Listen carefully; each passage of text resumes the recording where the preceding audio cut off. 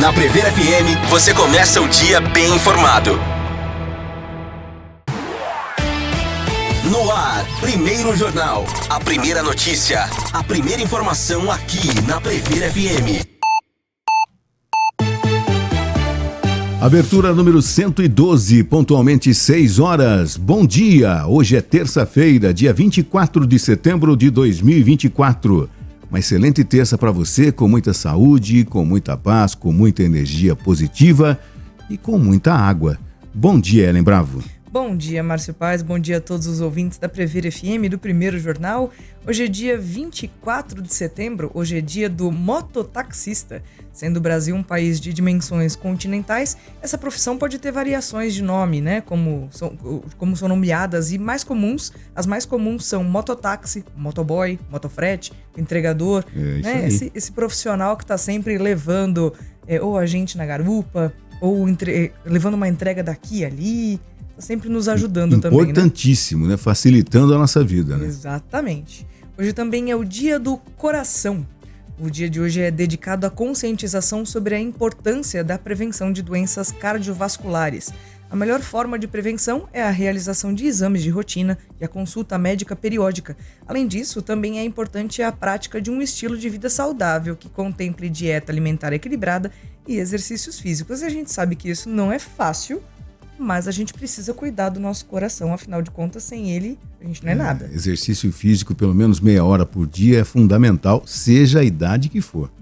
E entre as cidades que comemoram aniversário no dia de hoje estão Mar de Espanha, em Minas Gerais, Paraibano, São José de Ribamar e São Domingos do Maranhão, no Maranhão, Santa Mercedes e Urupês, aqui no estado de São Paulo, e Tramandaí, no Rio Grande do Sul.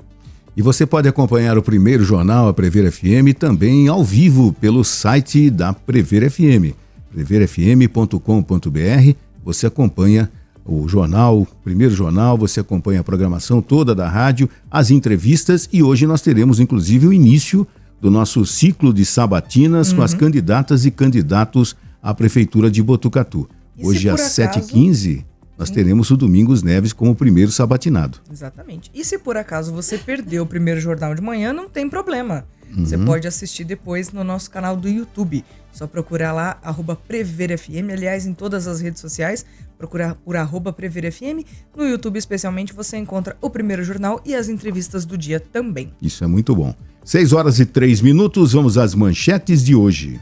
X prepara pedido ao STF para voltar a operar no Brasil. ONU adota pacto sobre cooperação global entre países. Justiça decreta prisão de Gustavo Lima em operação contra a lavagem de dinheiro e jogos ilegais. Judiciário venezuelano emite ordem de prisão contra Milei por apreensão de avião. Israel amplia ataques ao Líbano e deixa 182 mortos e mais de 700 feridos. Ao menos 1/4 dos países do mundo proíbe o uso de celular em sala de aula. E hoje, como disse o Márcio, começam as sabatinas das eleições municipais 2024 aqui no Primeiro Jornal.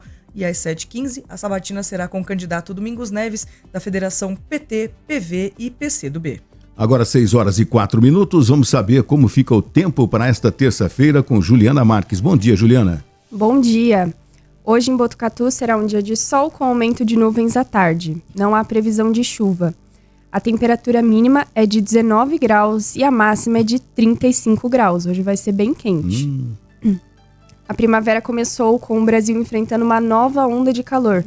Ao longo da semana, em meio a um clima seco e com baixa umidade relativa do ar no interior do país, as temperaturas vão subir ainda mais, com a preocupação crescente para o aumento dos focos de queimadas. O calor acima do normal deve atingir áreas do centro-oeste, sudeste e sul. O sistema já se instalou no Brasil e vai seguir o mesmo padrão das anteriores. O bloqueio atmosférico se estabelece na região central, intensifica a massa de ar quente que impede a formação de nuvens carregadas e dificulta a passagem de frentes frias, explica a Climatempo. A onda de calor deve durar pelo menos até sexta-feira, 27 de setembro, na maior parte do centro-oeste e do sudeste. Já em Mato Grosso do Sul, Rio Grande do Sul, oeste de Santa Catarina e oeste do Paraná, deve perder força já na quinta-feira, dia 26. É isso mesmo que a gente está enfrentando, né? Madrugada difícil de dormir, o ar-condicionado, o ventilador, enfim, tá complicado. A 7ª onda de calor do ano. 7ª, né? Eu estava vendo hoje uma progressão de quanto o planeta está esquentando, né? Uhum. Em 1960, nós tivemos 7 dias quentes no ano de 61. Tá? Em 2021, nós tivemos 72 dias quentes. Tá? Então, quando sair a projeção ou quando sair os dados de 2024, quantos dias terrivelmente quentes nós tivemos esse ano já? Olha, muitos, viu? A Juliana comentou que foi a 7ª onda de calor. Eu tenho a impressão de que a gente nunca saiu. É uma onda, é a mesma onda sempre, assim. Nós tivemos alguns dias de frio aqui, chegando no jornal com 6 graus, 8 graus, mas assim, 2 ou 3 dias passava, entrava o calor. Isso. A saúde realmente entrou numa gangorra esse ano, né? Não, a minha imunidade foi pro beleléu. 6:06, agora vamos às notícias, ou a notícia inusitada, a notícia curiosa. Vinho de banana que salvou produtoras afetadas por calor extremo. Emily Nihana, uma pequena agricultora do norte do Malawi, encontrou uma solução lucrativa para as bananas que antes descartava: a produção de vinho de banana.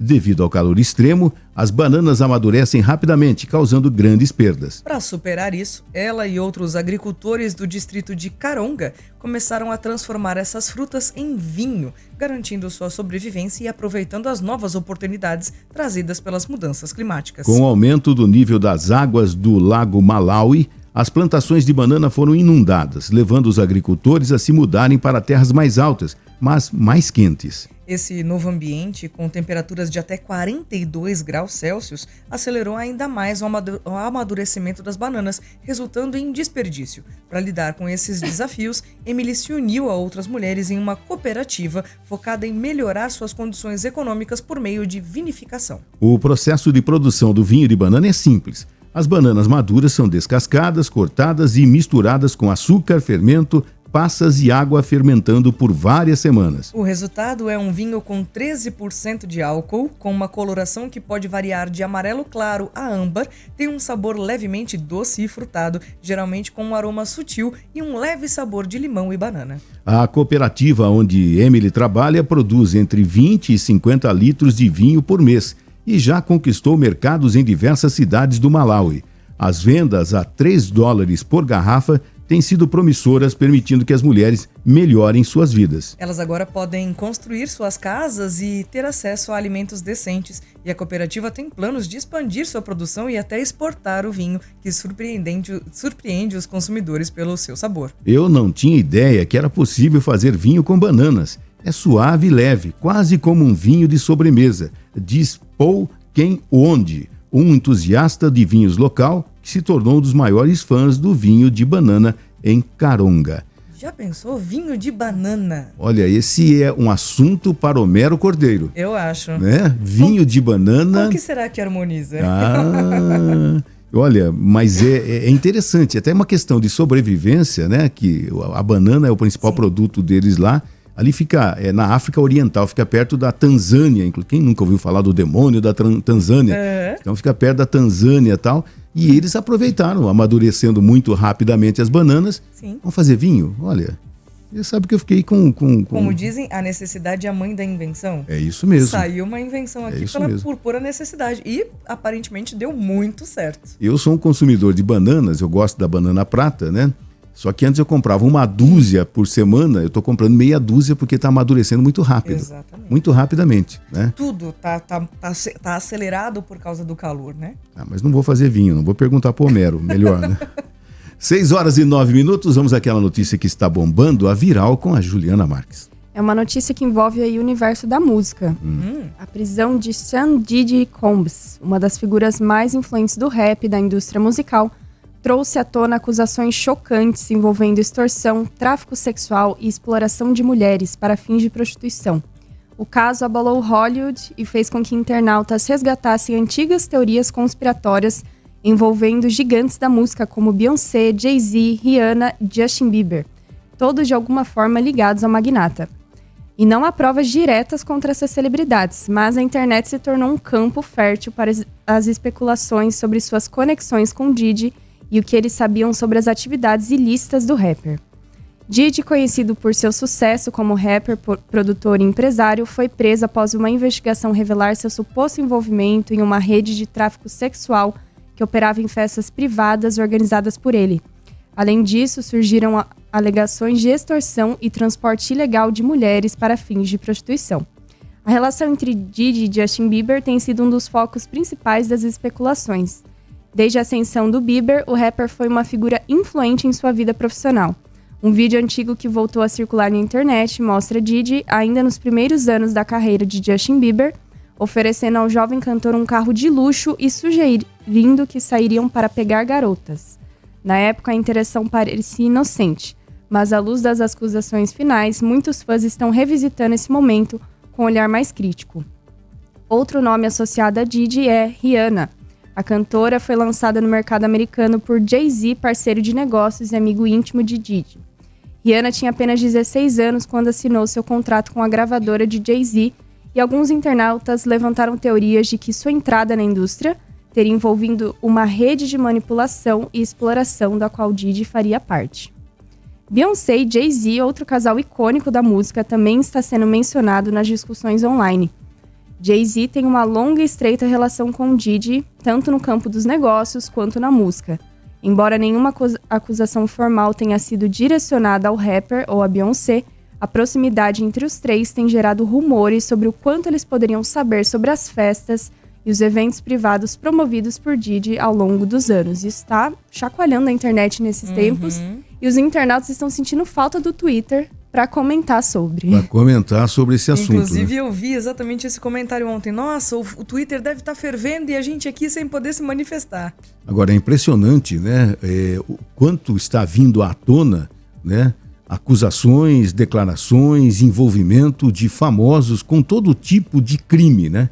Todo tipo de crime. Que muitas vezes as pessoas ficavam em silêncio, né? Algumas sofreram em silêncio, algumas foram exploradas e permaneceram em silêncio, né? É bom que a rede social seja utilizada, seja ela qual for, para se denunciar, né? E que essas pessoas realmente sejam criminalizadas por tudo isso que fizeram. Né? Precisa, né? Eu acho que é o mínimo que a gente espera, que a partir do momento que se descobriu que a fama ou o dinheiro dessas pessoas tão influentes na mídia não seja motivo para cair por terra qualquer acusação e coisa do tipo. O que aqui no Brasil, no caso, está sendo investigado e está sendo procurado, inclusive, pela Interpol, o Gustavo Lima, o cantor aí. Vai falar sobre isso daqui a pouco, porque está fervendo pro lado dele também. Né? Tá. Bom, agora são 6h13. Esporte. E ontem teve resultado que o Márcio acertou no futebol. A gente tem, inclusive, no ponto, quando você falava do jogo entre Santos e Novo Horizontino, eu falei alguma coisa. Vamos ouvir o que aconteceu ontem? Vamos ouvir. Já pela Série B, na 28ª rodada, o Mirassol venceu o Goiás por 1-0 fora de casa. E pelo mesmo placar, o Ituano perdeu em casa para o Coritiba. E hoje tem disputa direta pela liderança da divisão. No estádio Urbano Caldeira, Santos e Novo Horizontino jogam às 21h30. O Novo Horizontino é líder com 50 pontos e o Santos figura atrás com 49 pontos. Vai ser 1-1 esse jogo.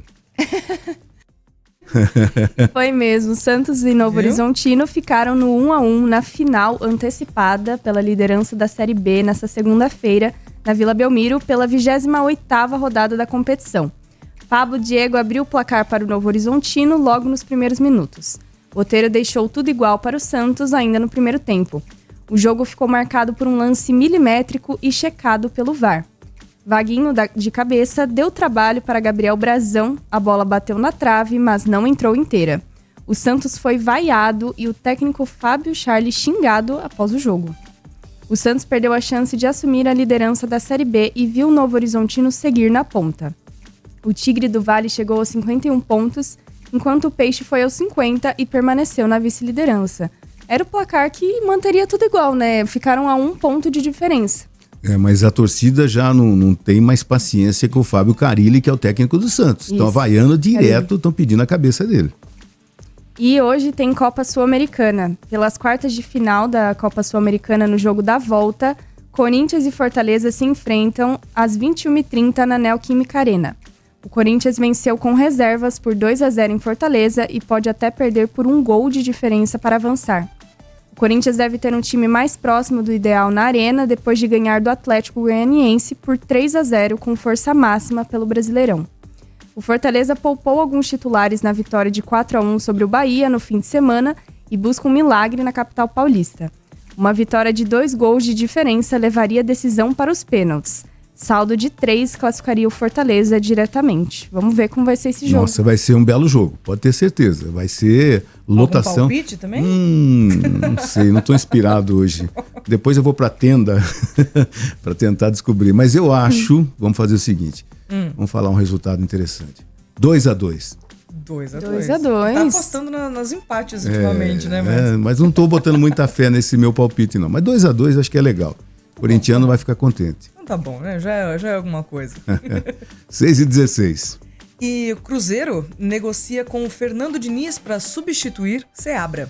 O Cruzeiro já se movimenta no mercado da bola e tem Fernando Diniz como plano A para ser o novo técnico da equipe. Nesta segunda-feira, o clube anunciou a saída do Fernando Seabra e do auxiliar Álvaro Martins. A última partida de Seabra aconteceu no domingo, dia 22. Na Arena Pantanal, a equipe celeste ficou no 0-0 com o Cuiabá pela 27ª rodada do Campeonato Brasileiro. Conforme a apuração da Itatiaia, Fernando Diniz é a prioridade cruzeirense e já existe negociação, mesmo em meio a especulações sobre a possível chegada de Renato Gaúcho. Um fator importante é que o ex-técnico da seleção brasileira está sem clube desde junho, quando deixou o Fluminense. Ao contrário de Renato, que segue empregado no Grêmio. Fernando Diniz foi campeão da Copa Libertadores pelo Tricolor em 2023, mesmo ano em que também assumiu a seleção. Já em 2024, com desempenho abaixo do esperado, o comandante deixou o clube carioca, que agora é treinado por Mano Menezes. Diniz trabalha como técnico desde 2009 e teve também passagens de destaque pelo Atlético Paranaense,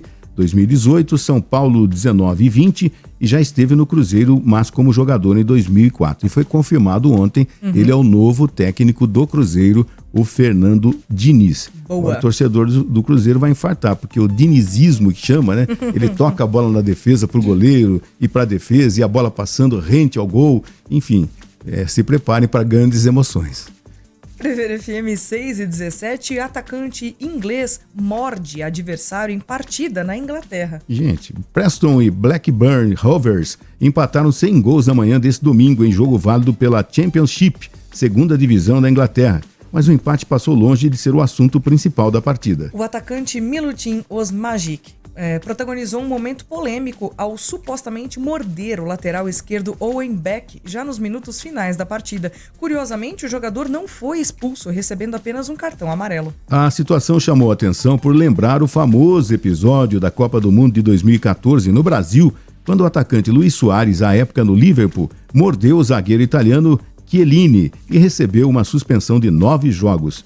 Nossa, fazia tempo que não tinha isso de novo, né? Não Mordeu o adversário, né? Morder da cabeçada, umas coisas doidas que acontecem assim no futebol. 6:18.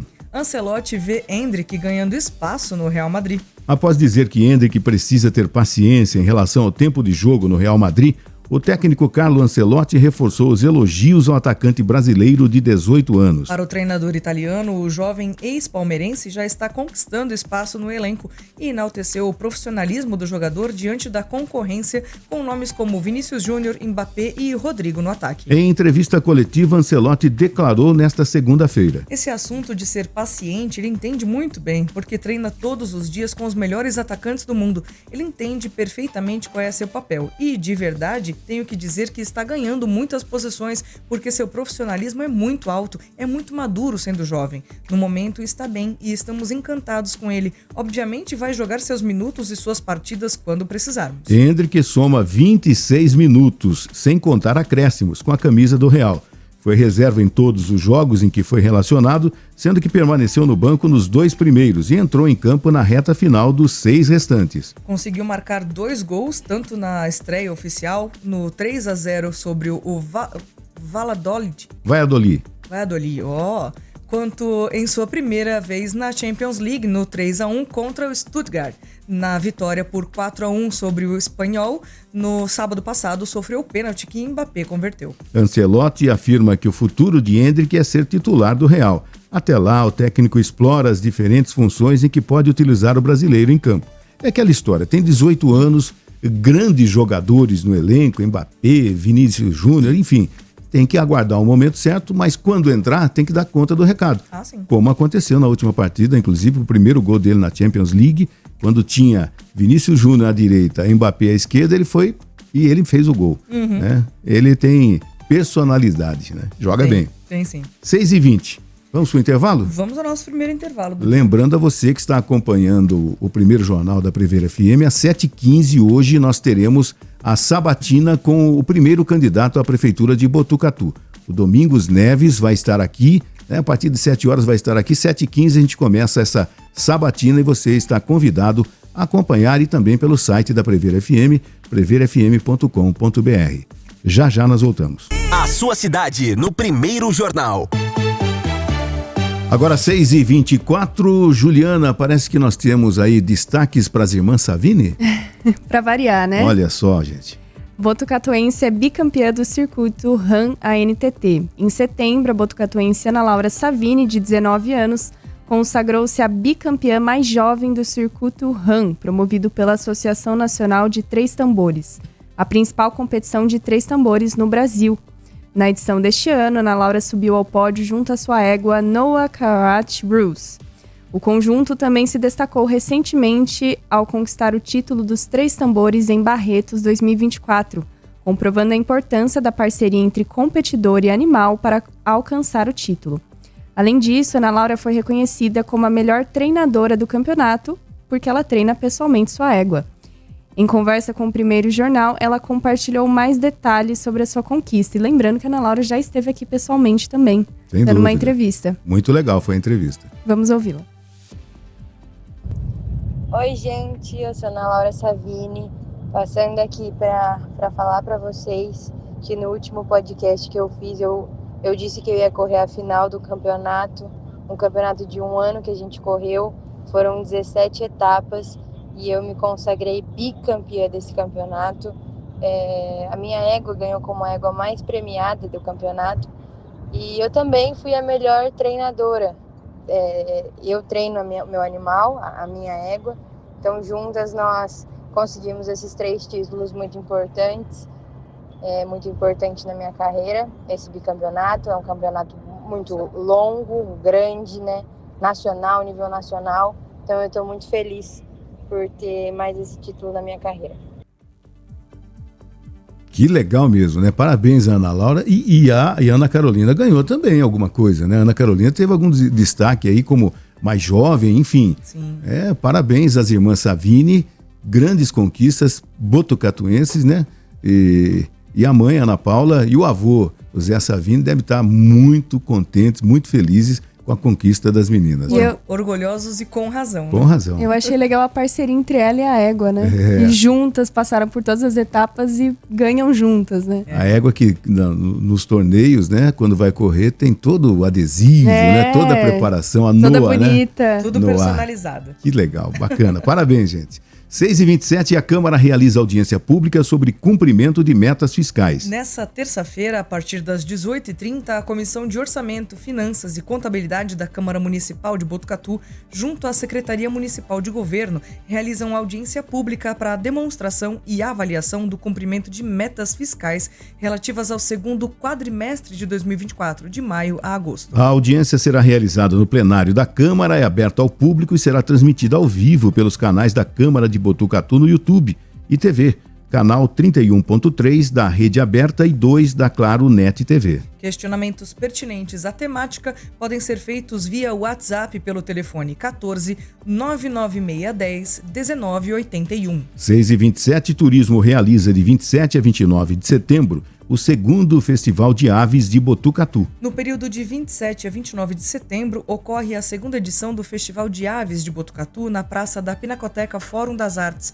A primeira edição foi realizada em 2022. Com foco na conscientização ambiental e no fortalecimento do ecoturismo, o festival oferecerá atividades lúdico-educativas, palestras, workshops, feira de artesanato, exposição fotográfica, passarinhadas e uma variada agenda cultural. O público terá a oportunidade de se aproximar da biodiversidade local e entender melhor a importância de preservá-la. A cidade de Botucatu, com deslumbrantes paisagens no topo da cuesta e a rica diversidade dos biomas de Mata Atlântica e Cerrado, abriga cerca de 400 espécies de aves, consolidando-se como um importante destino para o turismo ecológico. Com o objetivo de explorar esse potencial e promover o contato com a natureza, a Secretaria Adjunta de Turismo,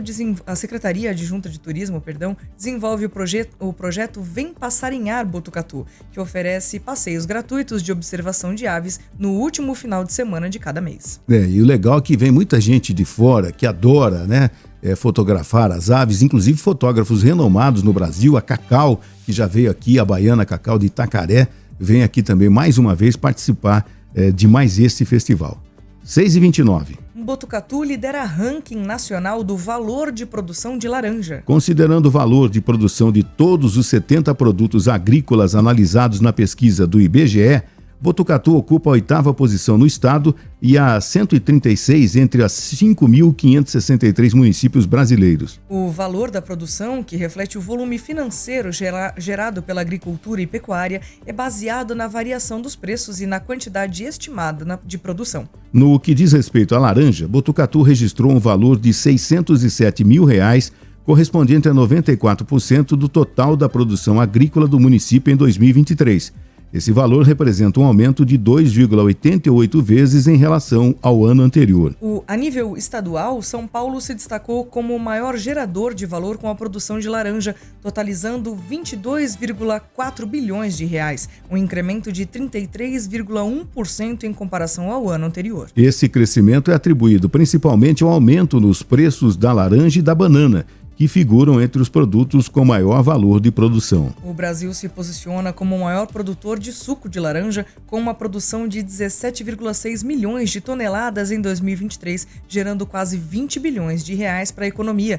Notavelmente, São Paulo concentra 63,4% das áreas de produção de laranja do país. Olha que legal, né? Que destaque, né?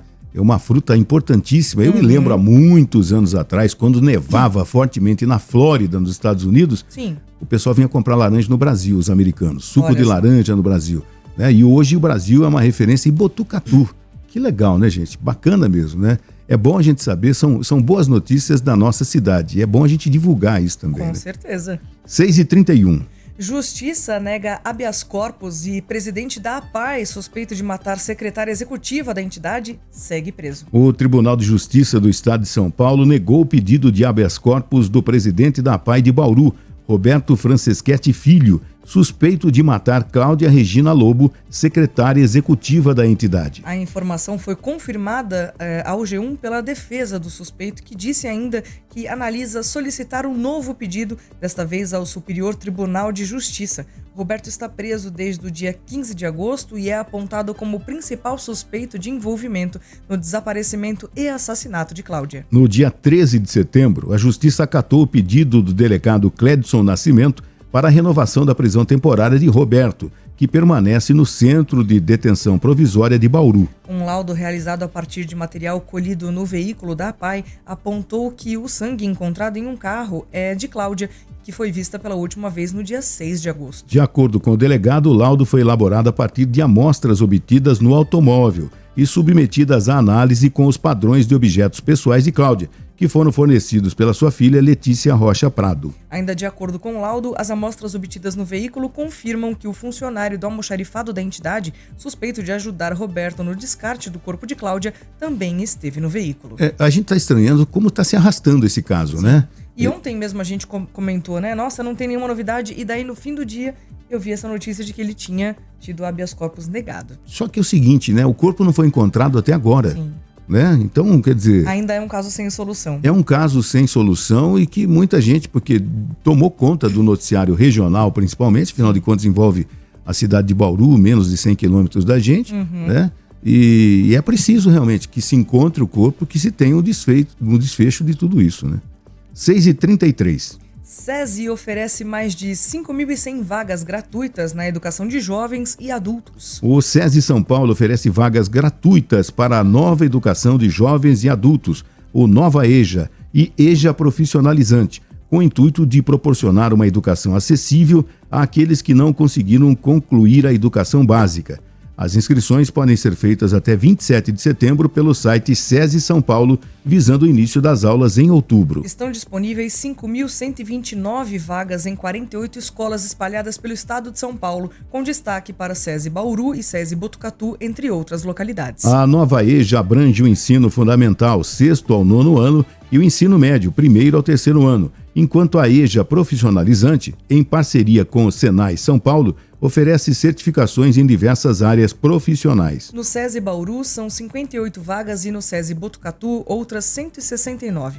Além delas, outras cidades da região também estão com inscrições abertas para o Nova EJA e o EJA Profissionalizante. São os casos de Sorocaba com 30 vagas, São José do Rio Preto com 40 vagas, Araçatuba 126 vagas, Birigui 198, Marília 115, Tatuí 245, Itapetininga 245 e Jundiaí com 203 vagas, entre outras, totalizando 5.129 vagas em todo o estado. Um diferencial dos programas é o reconhecimento de saberes, que permite a redução do tempo de conclusão com base nas experiências prévias dos alunos. Além disso, os matriculados têm acesso às instalações de lazer dos centros de aprendizagem e treinamentos do SESI. Os programas têm duração de até 12 meses, com 80% das atividades realizadas à distância e 20% em encontros presenciais.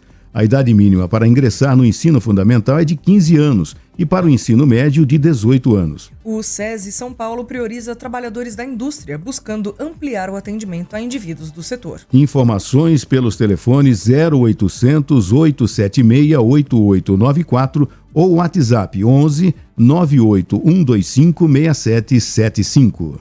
Prever FM 6h35 e o Conselho da Unesp repudia a proposta de mensalidade na universidade pública. Em reunião realizada na quarta-feira, 18 de setembro, o Conselho de Administração e Desenvolvimento da Unesp aprovou por unanimidade uma moção de repúdio ao projeto de lei 672/2024, de autoria do deputado estadual Leonardo Siqueira. Este projeto propõe a cobrança de mensalidades para estudantes de instituições de ensino superior públicas no estado de São Paulo. O PL 672 estabelece o programa SIGA, Sistema de Investimento Gradual Acadêmico, que visa a implementação de mensalidades, permitindo que estudantes com dificuldades financeiras contratem um financiamento estadual a ser quitado com sua futura renda. O Conselho declara que o PL 672 é inconstitucional, assim como propostas semelhantes anteriores, pois viola princípios fundamentais da Constituição, a autonomia universitária e a gratuidade do ensino. Além disso, ressalta que tais propostas são contrárias ao papel social das universidades públicas, incluindo as estaduais paulistas, que têm aprimorado suas políticas de inclusão social nos últimos anos. O levantamento aponta que o número de médicos nos hospitais da região de Bauru está abaixo do ideal. Um levantamento da Associação dos Mantenedores Independentes Educadores do Ensino Superior revelou que o estado de São Paulo, o mais rico do Brasil, enfrenta uma grave escassez de médicos, principalmente nas regiões mais distantes da capital paulista. Na região de Bauru, por exemplo, há apenas 2,32 médicos para cada 1.000 moradores, enquanto o número recomendado pela Organização para a Cooperação e Desenvolvimento Econômico é de no mínimo 3,73. Em média, o estado de São Paulo conta com 3,1 médicos para cada 1.000 habitantes. Porém, essa média esconde grandes desigualdades entre a região metropolitana e o interior. Uma possível solução para aumentar o número de médicos pode ser encontrada nas universidades do interior. Em Bauru, a Universidade de São Paulo, USP, formava cerca de 60 profissionais anualmente. Mas a partir de 2024, a medicina se tornou uma faculdade, aumentando a expectativa de formação para 100 médicos por ano. Além da USP, Bauru conta com cursos de medicina em universidades particulares, totalizando 260 vagas de graduação na área. A cidade de Botucatu é sede da Faculdade de Medicina da Unesp, uma das mais renomadas do país. A instituição está associada ao Hospital das Clínicas, que realiza, em média, 2 milhões de exames, 600 mil consultas, 20 mil internações, 11 mil cirurgias anualmente. Este hospital atende uma população de mais de 3 milhões de pessoas em diversas regiões. 6h38. A gente realmente precisa investir em educação, mas não exatamente dessa forma, né? Fazer sair do bolso do estudante? Não, eu acho que a universidade, né, tem que ter a autonomia garantida, sempre, né? Autonomia garantida. E é inconstitucional, tá? Então, às vezes, né, no afã de aparecer, um deputado entra com um projeto tentando mudar uma regra do jogo que já vem há muitos e muitos anos. Principalmente a autonomia da universidade é fundamental. 6h38. Primeiro Jornal, Prever FM. X prepara pedido ao STF para voltar a operar no Brasil. Advogados do X preparam um pedido formal ao ministro do Supremo Tribunal Federal, Alexandre de Moraes, para que a rede possa voltar a operar no país. Ele deve ser apresentado à corte ainda esta semana e informará que todas as decisões de Moraes foram cumpridas. A indicação de um representante legal, o bloqueio dos perfis e o pagamento de todas as multas. O pedido será apresentado independentemente da apresentação dos documentos que Moraes pediu no sábado 21. Foram pedidas provas de que Raquel de Oliveira Villanova é representante legal da empresa no país. Ao analisar o documento enviado, o ministro avaliou que sua determinação não foi devidamente cumprida e ordenou que o escritório de advocacia complemente as informações que comprovam a representação da empresa. Os advogados deverão apresentar as procurações societárias originais outorgadas pelas sócias das controladoras da plataforma à advogada devidamente notarizada e consularizadas. Impressionante, né? Sempre tem uma coisinha, né? Não, tem que apresentar quem é representante legal. Ah, não sei. Ah, agora apresentou. Agora tá faltando mais documentos. Que coisa impressionante, né? Parece que é tudo para enrolar mesmo, para querer tentar passar... desestabilizar a justiça brasileira, né? Então tá certo o Alexandre de Moraes, né? Não apresentou, não volta. A hora que voltar direitinho, dentro do que diz a Constituição, as regras da justiça brasileira, não vai voltar. É assim que tem que ser. Se em outros países tem que endurecer, aqui principalmente. Com certeza. 6h40, vamos a intervalo comercial. Bom dia a você que está levando os filhos na escola agora. Vá devagar, tenha paciência no trânsito, respire. Criançada, mantenha-se em silêncio aí, porque é muito barulho. Não vai atrapalhar a mamãe e o papai aí na direção, que é perigoso, hein? Um bom dia a você que está trabalhando desde as primeiras horas da manhã. Alô, padeiros da cidade, um grande abraço a vocês. Parabéns pelo pãozinho de cada dia. Cheirinho daqui. É muito bom, né? Você atleta, você que é ciclista, enfim, você que vive as madrugadas de Botu como a gente, um bom dia a vocês que acompanham. De um jeito diferente, cada um na sua. E nós estamos aqui levando sempre a primeira informação no seu rádio. Voltamos já já. Os fatos, os acontecimentos e tudo o que você precisa saber. Primeiro Jornal. 6h44 e ontem nós tivemos mais um debate na capital paulista. E com baixaria de novo, hein, Juliana? Pois é, o debate do Flow News entre os candidatos a prefeito de São Paulo nesta segunda-feira foi preparado para evitar o confronto entre os adversários. Mas, durante as considerações finais, o candidato Pablo Marçal foi expulso por infringir as regras por 3 vezes, provocando um clima de animosidade que culminou em uma briga no palco. Marçal foi expulso do programa e uma confusão tomou conta da reta final do debate. Nas considerações finais, Marçal xingou o prefeito de bananinha e foi advertido pelo apresentador Carlos Tramontina, que o lembrou das regras que proibiam insultos. Quando deveria voltar a falar, Marçal preferiu ficar mudo até os instantes finais e afirmou que o prefeito seria preso por suposta corrupção em merenda das creches. Tramontina avisou que Marçal estava excluído do debate e uma confusão começou. Seguranças invadiram o palco e o programa foi cortado. Quando voltou ao ar, Tramontina explicou a confusão. Disse que Marçal reiteradamente desrespeitava as regras e na saída dele houve uma confusão e um assessor do prefeito Ricardo Nunes foi agredido, levou um soco no rosto e está sangrando bastante, disse. Na verdade, a vítima foi Duda Lima, marqueteiro do prefeito. O homem que agrediu Duda Lima é Nanuel Medina, sócio de Marçal, que também é cinegrafista do candidato. Ele foi detido pela Polícia Militar na saída do debate. A confusão com Marçal aconteceu faltando 40 segundos para ele terminar suas considerações finais. O candidato tinha 2 minutos e 30 segundos para se dirigir ao público e defender sua candidatura, mas acabou se desviando das regras. Foi quando Tramontina avisou que ele seria retirado caso não respeitasse as regras. Marçal voltou à cena e manteve o olhar para a câmera, mas se manteve em silêncio.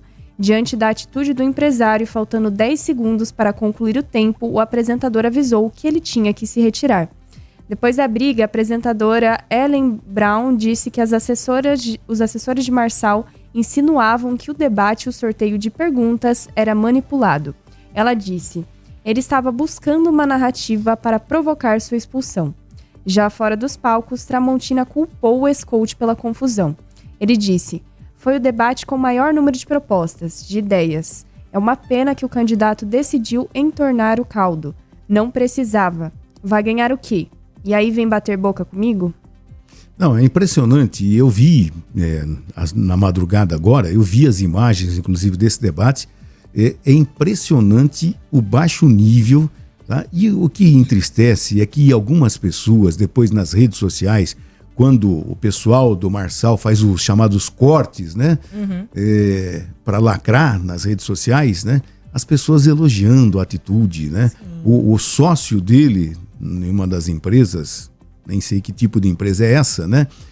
Ele agrediu violentamente o marqueteiro do Ricardo Nunes, sabe? Quer dizer, foi preso, vai ser colocado em liberdade, mas o nível desse tipo de debate, aí você fica imaginando, uma dessas pessoas vai comandar por 4 anos o destino da principal cidade do Brasil e da América Latina, sabe? Quando a gente espera ideias, né?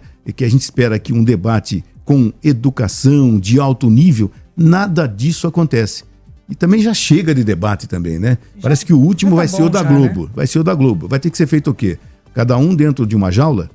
É o único jeito. Ou então assume de uma vez, coloca todo mundo dentro de um octógono sabe? Assim, das duas, uma. Não, e aí o brasileiro, no meio de tanta coisa, acaba repercutindo essas ondas de baixaria, de cadeirada, de bancada e tudo mais, sendo que o mais importante é o seguinte: as pessoas que vivem em situações terríveis na capital paulista, e são muitas pessoas, né? Quando você vai para São Paulo, aumentou o pessoal pedindo ajuda, que está com fome, nas praças e tudo mais, né? As pessoas em condição social de vulnerabilidade, elas precisam que alguém olhe por elas, tá? E a gente vê o quê? As pessoas no baixo nível, os candidatos à Prefeitura de São Paulo no baixo nível, principalmente esse tal de Pablo Marçal. E, inclusive, antes da confusão generalizada, alguns eleitores estavam dirigindo perguntas aos candidatos e eles estavam falando sobre temas tão importantes como acessibilidade a pessoas com deficiência, passagem de ônibus, saúde, educação, né? E depois... Que são isso. As prioridades de toda a cidade, independendo do tamanho de uma metrópole como São Paulo. Aqui em Botucatu também nós temos as dificuldades que a gente tem que sempre colocar em evidência e que os candidatos tenham propostas para isso. E que o público, que o eleitor possa analisar a melhor proposta e realmente votar naquele candidato, né? Não nessa baixaria que a gente está vendo aí. Ainda bem que faltam 12 dias. Né? Ontem um amigo, né? Ele disse o seguinte: olha, eu não aguento mais, ainda bem que faltam 12 dias. Aonde tem baixaria, o povo não suporta mais isso. A pena de tudo isso é que algumas pessoas, ainda bem que minorias, repercutem esse tipo de ação, sabe? Que não leva a nada, né? Só a mais violência e tudo mais. Mas a gente não vê a hora realmente da eleição passar e isso dá uma acalmada. Não, e que tudo volte ao normal e que essas pessoas sejam proibidas de participar. Se de repente você tem uma negativação aí no SPC e no Serasa, você está proibido de tudo. Sim. Né? De repente uma pessoa tem uma condenação como o tal do Pablo Marçal e o cara é candidato à Prefeitura de São Paulo. Proibido também. Né? Então, concordo. Terrível isso. 6h50. ONU adota pacto sobre cooperação global entre países. A Assembleia Geral da ONU adotou um pacto para o futuro neste domingo, dia 22, que o secretário Antônio Guterres descreveu como um acordo histórico e uma mudança radical em direção ao multilateralismo mais eficaz, inclusive e em rede. O pacto, que também inclui um anexo sobre o trabalho em direção a um futuro digital responsável e sustentável, foi adotado sem votação no início da Cúpula do Futuro. O acordo foi firmado após cerca de 9 meses de negociações. O secretário-geral insistiu por muito tempo na realização da cúpula e no pacto, que abrange temas como paz e segurança, governança global, desenvolvimento sustentável, mudança climática, cooperação digital, direitos humanos, gênero, juventude e gerações futuras. Ele estabelece cerca de 56 ações amplas que os países se comprometeram a realizar. No documento, os países reconhecem que o sistema multilateral e suas instituições, com as Nações Unidas e sua Carta no centro, devem ser fortalecidos para acompanhar o ritmo de um mundo em transformação. Elas devem ser adequadas para o presente e o futuro, eficazes e capazes, preparadas para o futuro, justas, democráticas, equitativas e representativas do mundo atual, inclusivas, interconectadas e financeiramente estáveis, destacam. Hoje, prometemos um novo começo no multilateralismo. As ações deste pacto visam garantir que as Nações Unidas e outras instituições multilaterais importantes possam proporcionar um futuro melhor para as pessoas e o planeta, permitindo-nos cumprir nossos compromissos existentes e, ao mesmo tempo, enfrentar desafios e oportunidades novos e emergentes, finalizam. A verdade é o seguinte, quando a ONU foi criada em 1940 alguma coisa, tínhamos 49 nações. Hoje são quase 200 nações. E muitas delas, a maioria sem representatividade. E quando grandes nações como Rússia, Estados Unidos, China, não concordam com alguma coisa, o poder de veto delas é muito grande. E se qualquer uma delas vetar, não segue-se adiante. E tem temas aqui importantíssimos para a sobrevivência do mundo. Sim. Se falando em clima, se falando em sustentabilidade, se falando em segurança, inclusive segurança alimentar, porque é gostoso quando você levanta, tem um pão para comer, tem o prato na mesa, tem a comida na mesa, e muita gente, milhões, não milhares, milhões de pessoas no mundo passam fome. Passam fome, tem que se sujeitar com ajuda humanitária para poder sobreviver. E as grandes nações, elas não aceitam realmente que essa ajuda aconteça, porque a política dessas grandes nações é uma política que não envolve ajudar os mais pobres. Isso, infelizmente, é terrível. E quanto mais o tempo passa, mais situações dessas a gente está vivendo. E as grandes nações, vamos ver o que acontece hoje, que teremos reuniões na ONU hoje. Vamos ver o que acontece, mas pouco provável que alguma situação mude. Prever FM 6h54 e Justiça decreta a prisão de Gustavo Lima em operação contra a lavagem de dinheiro e jogos ilegais. O Tribunal de Justiça de Pernambuco decretou nesta segunda-feira, dia 23, a prisão do cantor Gustavo Lima. A decisão foi tomada em meio às investigações da Operação Integration, que apura um suposto esquema de lavagem de dinheiro, pelo qual também foi presa a influenciadora digital Deolane Bezerra. A decisão judicial cita conivência com foragidos. O mandado de prisão preventiva foi expedido pela juíza Andréa Calado da Cruz, da 12ª Vara Criminal do Recife. Procurada, a defesa do cantor disse que é uma decisão totalmente contrária aos fatos já esclarecidos e que vai provar a inocência dele. Para embasar a justificativa, a decisão cita que Gustavo Lima deu guarida a foragidos e cita uma viagem que o cantor fez com o casal de investigados na Operação Integration, José Andrade e Aisla de Goiânia, para a Grécia. A Operação Integration foi deflagrada no dia 4 de setembro, resultando na prisão de Deolane Bezerra e de outros investigados. Na mesma data, entre as diligências da operação, foi apreendido pela Polícia Civil de São Paulo um avião que pertencia a uma empresa de Gustavo Lima, Balada Eventos e Produções.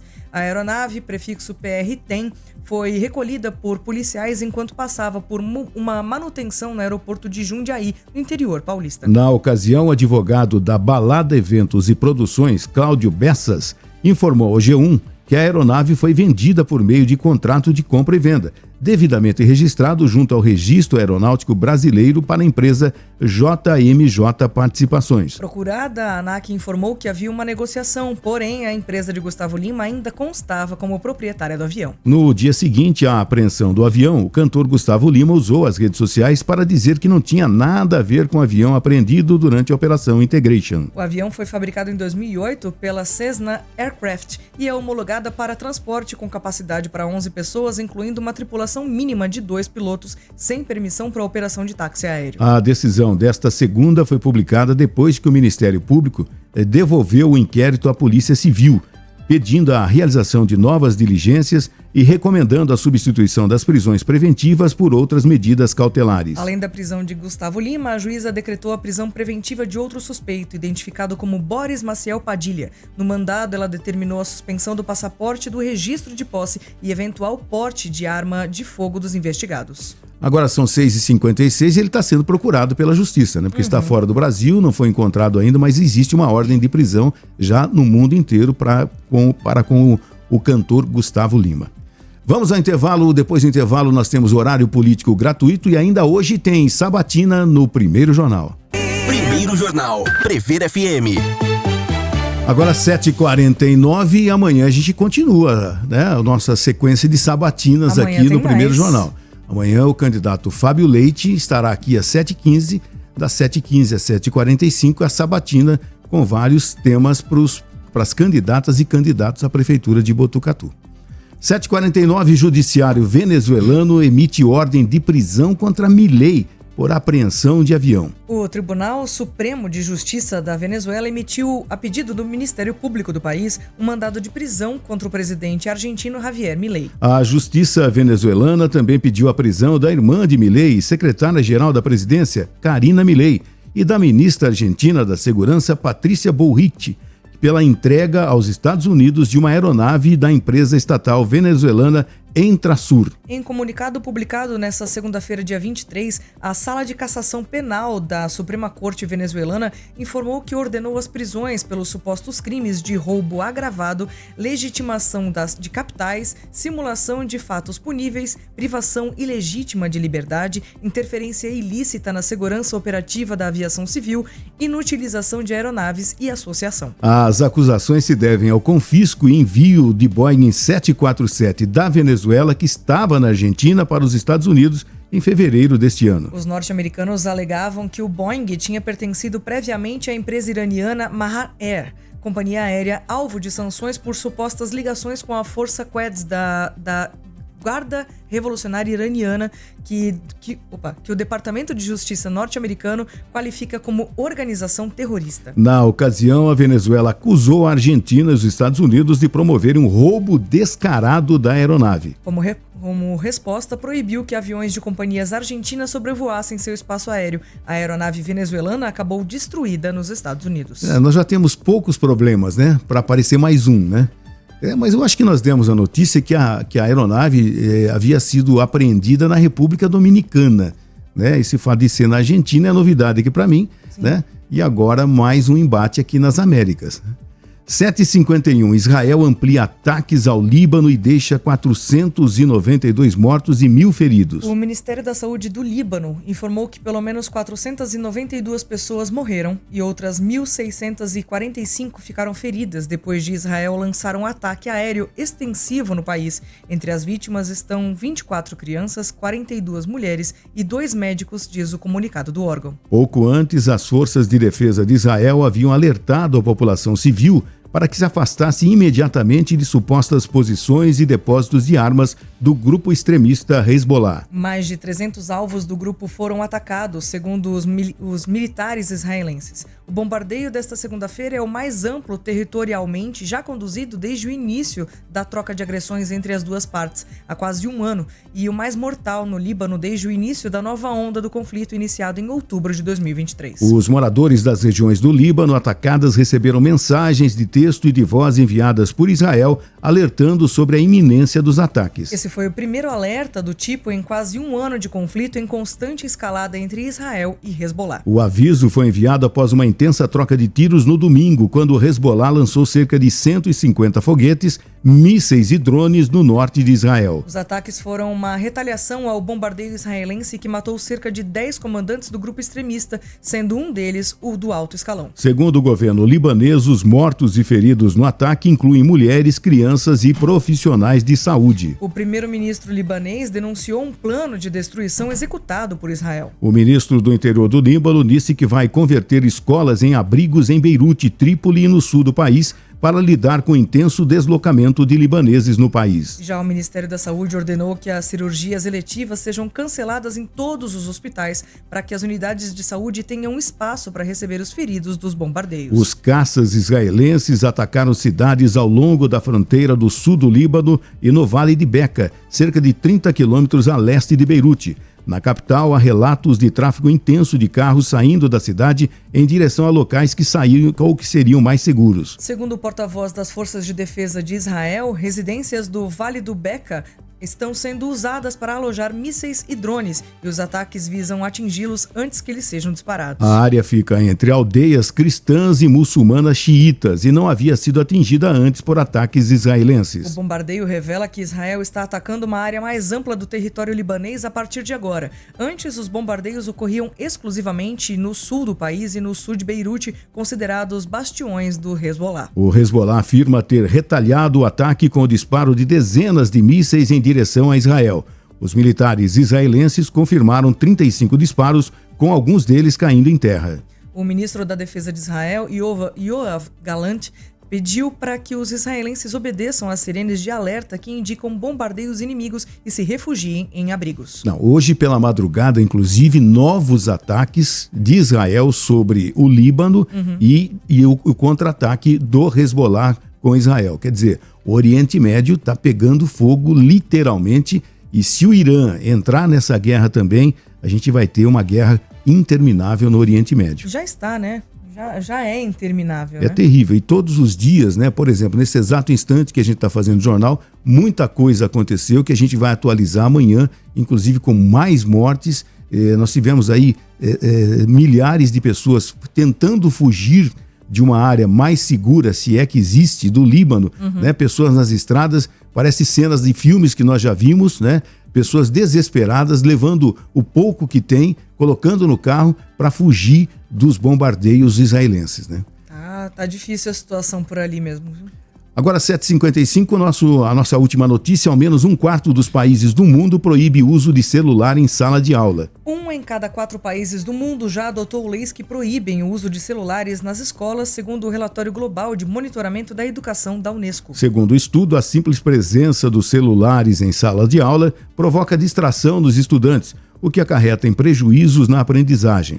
Também destaca que o uso de equipamentos eletrônicos dentro de salas de aula atrapalha a gestão dos professores com as turmas. O relatório de 2023 revela que estudos baseados nos dados do Programa Internacional de Avaliação de Estudantes, realizado pela OCDE, indicam uma correlação negativa entre o uso de tecnologias e o desempenho dos alunos. Entre os países que anunciaram a proibição estão Espanha, Grécia, Finlândia, Holanda, Suíça e México. Na França, é um dos pioneiros na proibição do uso de celulares, com uma lei de restrição de 2018. Nas escolas francesas, os alunos não podem usar os aparelhos em nenhum momento, inclusive durante os recreios. É prevista a exceção à regra para alguns grupos de alunos, como os com deficiência, que demandam o suporte de tecnologia. Na Grécia, a medida começou a valer no início deste semestre letivo. Os alunos podem levar os celulares para a escola, mas precisam mantê-los dentro da mochila durante todo o período escolar. A mesma medida é adotada na Dinamarca. No Brasil, o governo Lula prepara um pacote de medidas para tentar conter os prejuízos do excesso de telas na infância e na adolescência, dentre elas o banimento do uso de celulares pelos estudantes em todo o ambiente escolar. É uma notícia realmente bastante importante, e eu gostaria de saber da Juliana, que faz o curso de jornalismo, o que você acha dessa ideia? Você acha que tem que banir o celular da sala de aula, Juliana? Acho complicada essa ideia de banir, porque aí a gente cai no ponto de que é difícil fiscalizar, né? Não sei até que ponto essa proibição seria efetiva, mas eu concordo que o uso de tela está sendo bem prejudicial. A gente vai aguardar. E assim, e também, até que ponto ela atrapalha ou acrescenta no aprendizado? Até que ponto ela atrapalha ou acrescenta no conhecimento do professor, em passar esse conhecimento para o aluno? Eu acho que é um debate bastante longo e é interessante algum dia a gente trazer um profissional da educação para falar sobre. Não tenha dúvida. E também depoimentos de alunos, né, que fazem uso, né? É uma ferramenta, é quase que um órgão do corpo, o celular. Exato, hoje, e leva para a sala de aula, uma extensão do corpo. Mas assim, existem os malefícios também. Você usa o celular na sala de aula para quê? Para consulta? O que acontece? Ou para ficar conversando e acabar se distraindo do tema da aula, né? É verdade. 7h58. E nós chegamos ao final de mais uma edição do Primeiro Jornal, prometendo voltar amanhã, pontualmente às 6 horas, ao vivo aqui na Prever FM. Bom dia, Juliana, até amanhã. Bom dia, Márcio, até amanhã. Bom dia, Ellen, até amanhã. Bom dia, Márcio, até amanhã, pontualmente às 6 horas. Daqui a pouquinho tem o Jean com a sessão das 8. Tchau, gente. Você ouviu Primeiro Jornal Prever FM.